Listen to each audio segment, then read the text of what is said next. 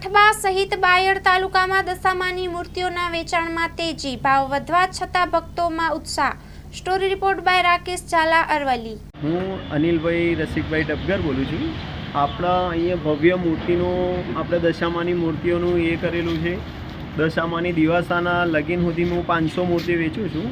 મારું સ્ટાર્ટિંગ છે 250 રૂપિયાથી સ્ટાર્ટ થાય તો 1500 સુધીની મૂર્તિ મળશે મારા ત્યાં।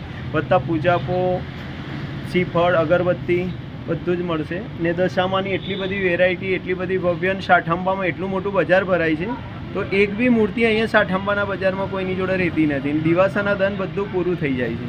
મારું નામ જીરુભાઈ રાવળ છે અને 200 રૂપિયાથી મળીને 1000 રૂપિયા સુધીની મૂર્તિઓ મળે છે અને 4-5 વર્ષથી ધંધો કરું છું। કેવી મૂર્તિઓ વેચાય છે તમારે? બધી મૂર્તિઓ સારી સારી નવી નવી ડિઝાઇનની વેચાય છે। દિવાસાના દિવસ સુધીમાં તમામ વેપાર થઈ જાય છે? બધો વેપાર થઈ જાય છે।